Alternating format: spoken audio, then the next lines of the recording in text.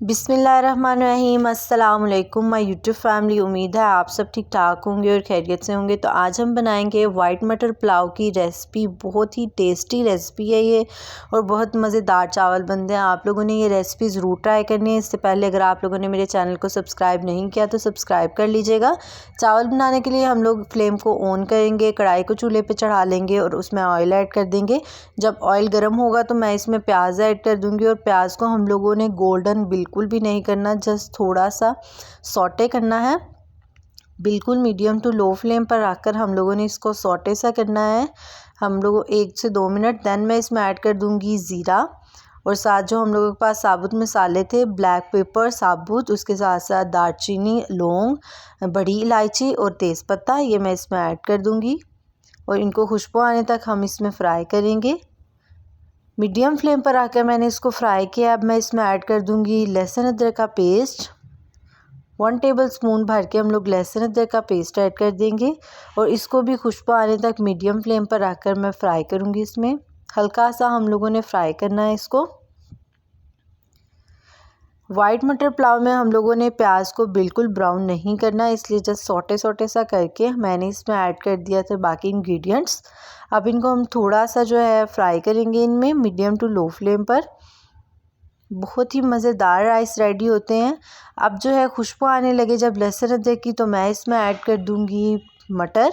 आधा किलो जो है वो मैंने मटर ले लिए थे, वो इसमें ऐड कर देंगे और इनकी अच्छी तरह से भुनाई कर लेंगे मसाले में।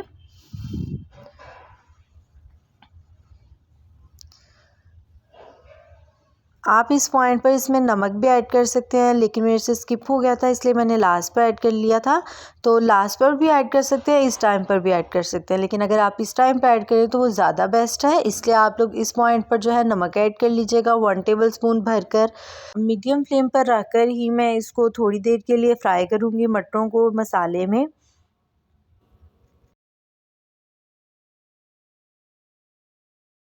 3 से 4 मिनट मटरों की बुनाई करने के बाद अब मैं इसमें ऐड करूँगी दही।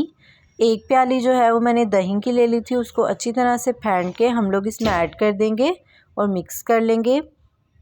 अब हम लोग मीडियम फ्लेम पर रखकर ही दही का पानी जो है वो खुश्क करेंगे और इसमें ही मटर जो है वो पक जाएंगे।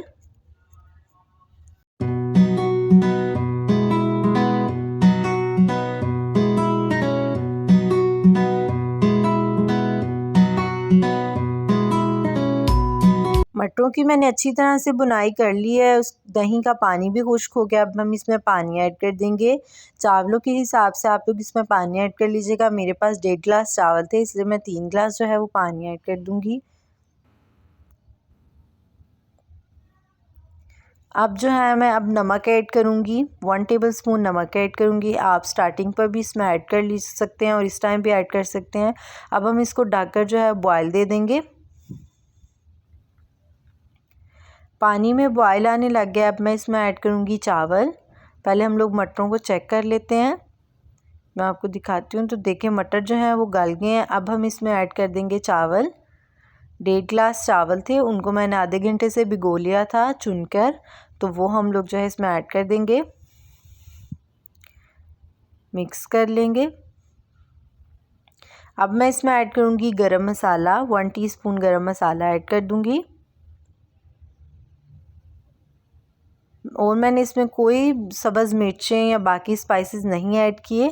जस्ट मैंने नमक, खड़े मसाले और साथ गरम मसाला थोड़ा सा ऐड करके रेडी कर लेंगे। बहुत ही टेस्टी रेडी होते हैं, आपने ये रेसिपी ज़रूर ट्राई करनी है। अब हम इनको ढककर जो है 80% के करीब पका लेंगे। इस पॉइंट पर आप नमक भी चेक कर सकते हैं। तो चावल जो है वो मैं अंदर 1 से 2 दफ़ा चम्मच हिला लूँगी और इनको 80% पका लूँगी। तो अल्हम्दुलिल्लाह चावल 80% रेडी हो गए हैं, दम के लिए तैयार है। अब हम इनको दम देंगे, 10 से 15 मिनट का दम दूंगी, फिर मैं आपको इनकी लुक दिखाती हूँ। अल्हम्दुलिल्लाह 15 मिनट हो गए हैं और चावलों को दम भी आ गया है। खिले खिले से चावल जो हैं वो रेडी हो गए हैं। तो अब मैं इनको डिश आउट करती हूँ, फिर मैं आपको इनकी लुक दिखाती हूँ।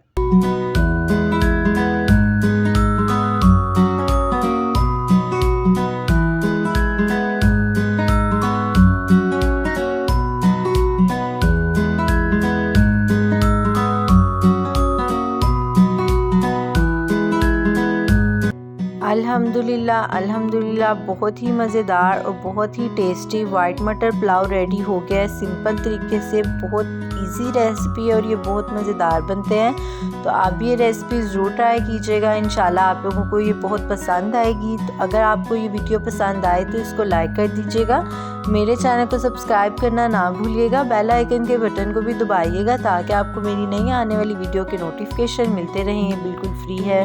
मुझे दुआ में याद रखिएगा। तब तक के लिए अल्लाह हाफिज़।